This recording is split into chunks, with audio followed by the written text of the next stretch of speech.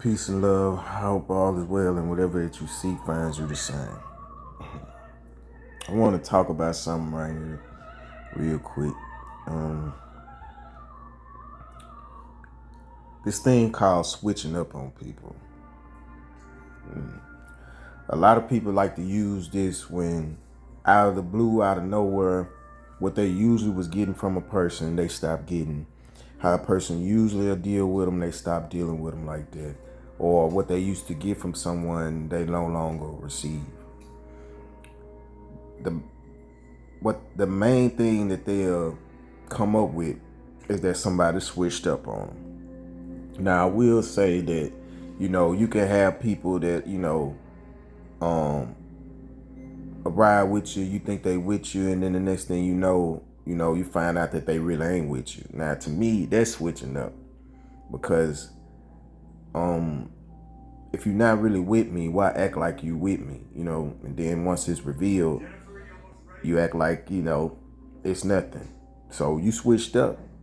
But if somebody is consistently being there for you, or consistently loving you, or consistently holding you down, and all of a sudden they just stop, that's not switching up. That's, switching something that switched on. They done woke up. Ain't nobody changing. They just changing their focus and their direction. Maybe it's finna go inner. Maybe it's finna go somewhere else where they feel it's more, respected, loved, well received. You know what I mean? Because it's always some sort of, labeling or blaming or attaching. Like these labels, words are social constructs. They're invisible machines made to block true expression. You know what I mean? Like some words you can use a certain way and people get the wrong, narrative of it because they're restricted, to just use those words. They don't have like, no authentic vernacular to honestly express themselves truly to where they can get their point across literally and true and direct. So just like, you know, um, just like if you was consistently, showing up for someone, but every time you need them, they never show up for you. And all of a sudden you just like, well, if I stop doing the usual, I wonder what would happen. And you stop doing the usual. And they instantly think that you done switched up on them. When really, in reality, you trying to see, are they really real with you? Because you're going above and beyond to consistently show up for them or consistently be this person that they expect you to be, because obviously it's something that's, fulfilling you as far as serving or as far as, being a good person or being a good friend, whatever it may be. And to label it as switching up when you just, got tired, or you just, you know, feel like you're not being, appreciated for what you do. So it's not switched up. It's something that's switched on. And when they wake up and realize that you're not being as consistent or putting in the same effort as they are, they want to see how much you really care. And the first thing people say is, you switched up on me, or you ain't real, or whatever, whatever. But when you was doing what you was doing, everything was okay. You know what I mean? Um, it be the people that you think that you really love, you really care for, you think really are your people, are the main ones that are feeding off the strength that you don't use for yourself. All the strength that you have in yourself, you giving it away. Your talents, your ideas, your wisdom, your faith. You giving it all away because it fulfills you. If you a person that doesn't have like many assets or outside resources, some sort of attachment to some staple or status that can let you coast through life. Now, all only thing you got is you and what the good Lord done put in you. Now, that could be good stewardship, that could be, wisdom, that could be talents, that could be, a deep love, whatever it is, that's all you have. All you have is what you came to this earth with. Other people, they had resources, they had, names they could attach themselves to, groups they can attach themselves to, some form level of success, money, whatever the case may be. So they don't have to do much inner reflecting or inner work or much authenticity when it comes to themselves, because everything is already almost done for them. So they get around real people, to feel like a real individual. You know what I'm saying? What I mean by real people is people who have to actually, you know, um, touch reality and feel the world just to know if they have something to offer. You know what I mean? Because the world tells you that without money, you're nobody. Without resources, you're nobody. If nobody knows you, you're nobody. So most of the time, the people who don't have those things that I just named, all they have is what they carry. And they try to offer that to those who they feel like that they love and they're connected to. And when they feel like it's not returned, or there's no reciprocation, or there's no love, or there's no respect, they wake up and realize that this person, doesn't care about me as much as I care about them, or care about being a good person to them. You know what I mean? Because they're so used to things going their way just because it's their way. You know what I mean? Do not, I repeat, I'm dealing with these things right now. For years, all my life, I guess because I was the only boy in the house. I'm a middle child, I had two girls. I didn't meet my dad till I was like 19. So I was like the block's little brother or the block's baby or whatever you. But when you grow up with no father, it's open season on you. People feel like they have no one to answer to. So all type of experiments and mind games and all kind of you know, things will be done to you because you're up for the picking. People can try you. And when you are raised like me, like my mom, she wanted to, instill so much wisdom and game and strength and knowledge in me so I could be able to take care of myself. I felt like such of a loner. I really felt like an only child, and I spent a lot of time with the adults. And that was because I felt that, if I'm going to be by myself, I need all the game in the world. I need all the wisdom in the world when I become an adult, because all these things that I have to do to grow, to reach maturity, I'm going to have to grow into it or almost teach myself. Now, I had some real strong male figures and father figures, that were out there that took likings to me like little brothers, or looked at me probably like a son, or maybe a nephew or something like that. And my mother allowed me to grow up and learn from men and learn from the world, because she knew that she instilled, wisdom, manners, and honesty within me. My mother was a woman of God when she had me. She always was a woman of God. But I'm saying, like, when she had me, she was first getting to know the Father on an intimate level, or more on a personal level. So I was born into a mission. She was in a shelter home, and I was, under the care of a lot of people that were, very into, God and missionary work and, following the Lord. So she, allowed the bishops that, ran the mission, to have me under their care. They anointed her belly, gave me the name Galathiel from the book of Galatians. And I always was taught to not do what the world does, to follow the Father, even though you don't have a real father, not a real father, but even though your real father is not present, we have a Father in heaven, and that's where you came from. You are anointed. You are named after the book of Galatians, and the book of Galatians is talking about It's about Paul writing a letter to Galatia to tell the people to don't forget that they are children of Christ. They are children of God.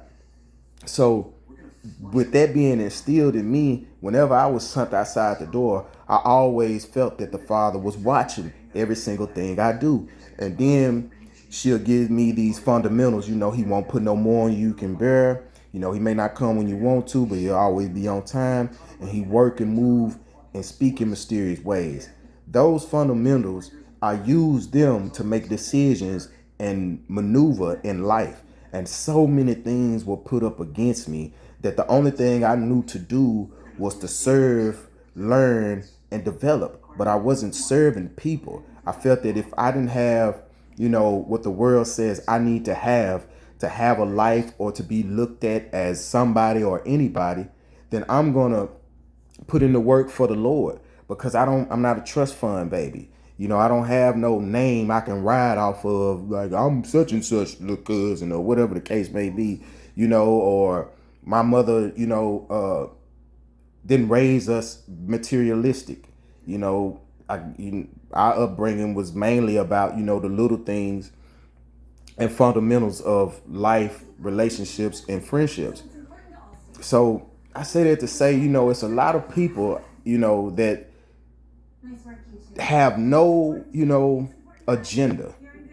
And what I mean by that is they're not out here trying to get over everybody. They're not out here trying to, put themselves in position or use people, take advantage of people. There's some people out here who are genuinely good people, and the only way they can see their riches is if they serve with their gifts up on to the Lord, so that he can, bless them, cover them, be with them, because that's all that they have. All that they have is what they carry. You know what I mean? And to say that somebody done switched up because they finally want to give themselves what they've been giving you is the most selfish, egotistical thing you can ever hear. And it's to insult you spiritually, to belittle you and make you feel guilt like you're not real or you're not a good friend.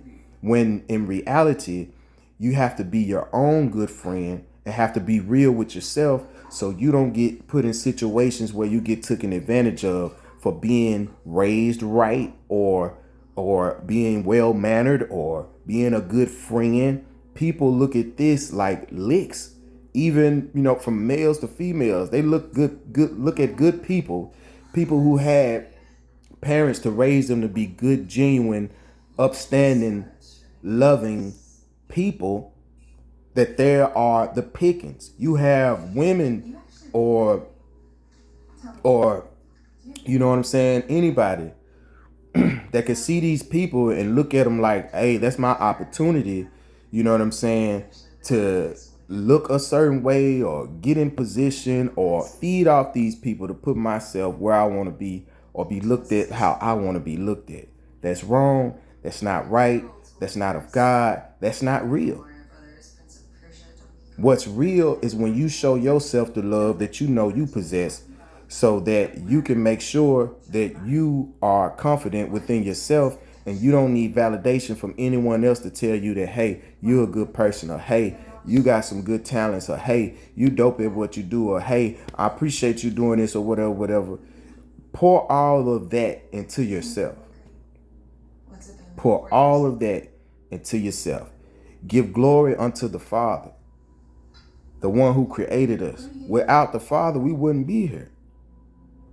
Without us being created in his image, we would not be here. Our job is to love one another, grow with one another, build with one another. Look at history. Look at history. History tells us all our monuments, all our architects, all our creations come from us coming together as one. That's the body of the spirit. The body of man holds the body of the spirit. Us as a whole. And when we're together, there's nothing that we can't do. But when we're separated, there's so much that we can't do. Because everybody looks at everybody like food or lick or come up, or that's my opportunity to be there, or just I want to be a bigger person, so I'm gonna put this person down, or I want to feel like I'm somebody, so I'm gonna make them feel like nobody. If you believe in God, you can't believe in that because God is gonna punish that. When I was coming up, I heard the saying, stay down till you come up.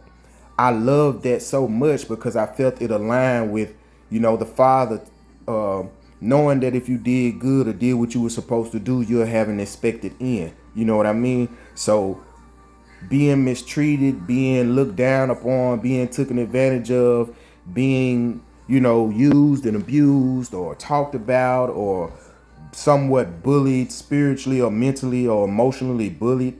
You know what I mean? Because a lot of stuff won't be physical if people are naturally intimidated by your nature and your character. They'll try to play mental mind games or spiritual manipulation or emotional abuse just to make you limit yourself or minimize yourself so you don't stand out as much, because you already stand out because most people are being raised to be mischievous, or most people are being groomed to be deceptive or very selfish or egotistical, when you being raised to be a loving kind or person or healing, what I'm saying, healing people. You know what I mean? And this ain't something that's for everybody. It's just for people who feel like this, because this is how I feel. Like, I know it's someone out there who grew up like me, that was outcast, isolated for being different because they had parents that told them not to act like people of the world or not to act like the kids that you grow up around, because you my child and I had you under the union of being locked in with Christ. That's why you name after a book of Christ that's a letter to people to return to Christ or to the Holy Spirit. You got to fight through the vices of minimizing yourself, bringing yourself down to earth to coexist around people that don't do or think how you do or think. You know what I mean? I didn't mean to say that wrong, but what my point is that most people don't know the power that they have just by being themselves, because people who are not themselves have to overly compensate with so much of the material world or the secular world because they don't identify with the light within. They don't like what they see in the mirror, so they have to have these labels, they have to have this access, they have to have validation, they have to siphon someone's energy who's authentic, because they're not authentic, and authentic is just being the unique individual that you was when you were born, that you was when you came out of the womb. A lot of people didn't get their reflection from the person that brought them to this world. Your mother is supposed to sit you down and tell you about the world, tell you about wisdom, knowledge, understanding. If she is a woman of God, or even if she's not a woman of God, she's supposed to give you game because she understands the nature. Now, physically, you can align yourself with the presence of men and identify with the strongest or the wisest one. But you can't do this if you have a mother that aligns with degeneracy or idiocracy and not stability, wisdom, and discipline. Meaning, if somebody don't raise you to do whatever you want to do and have your way, and if you cry and they stop you from crying but to go get this and do that, how you think that you're gonna be as an adult? It's either your way or the highway, and you're gonna run over so many people because the home done conditioned you to get your ass kissed, so you expect for the people to come out here in the world and kiss your ass. You get what I'm saying?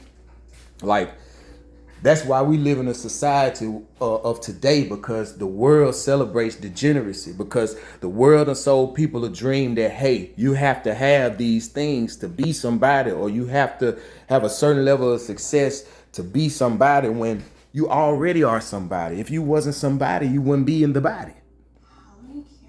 The body can't function without a spirit. And the spirit comes from the creator. Now, whatever God you may serve in this world will reveal themselves within your nature and within your continence. That's point blank period. Whatever and whoever you serve is going to be revealed in your nature. And even a dog get tired, man. A dog get tired. A dog get tired. I done been around the block a few times. I done had been through my hell. I come through this world with trauma, born in the shelter, grew up abused sexually, mentally, physically, emotionally, and by the time I was a teenager, I was grown beyond my years because for one, I had to be the man of the house. I was the only boy in the house, and two, I had to deal with all the trauma that I ate as a child or as a kid. So by the time I'm a teenager, I'm already 30. I'm 34 now, but I felt 34 when I was 15. I was shit. I was 15, hanging with 40-year-olds, drinking beer, smoking weed, trying to suppress all my depression and anxiety and get over a lot of the mental, you know, tension that's in my mind from like how do I heal from all of this. Rapping saved me. I could express myself through the poetry and things like that, and I really confined and grabbed a hold to that because I saw that as my way of fighting and dealing with a lot of my problems instead of going out in the world like I'm some hoodlum and blowing somebody's brains out or robbing and jacking everybody or trying to just be some big bad person because I'm walking outside with a chip on my shoulder because people done mess with me as a child. You know what I mean? And not to make no excuses like I'm a victim. I'm victorious. I've used my strength and my faith to overcome anything that was ever done to me. And I always do that because that's how I was raised. I wait on the Lord. I wait on the light. I can be in a hellhole. The saying is to stay down till you come up. That aligns with wait on the Lord. You got to be patient. Whatever position that you in, show him that you see him and not the men of the world. I see the Father. You can fuck over me 100 times. I'ma still be good to you. But by the time we get to that 100 times, I probably have learned and received the lesson that the Father has gave me. So now I can move on and know I haven't switched up. Shit just switched on.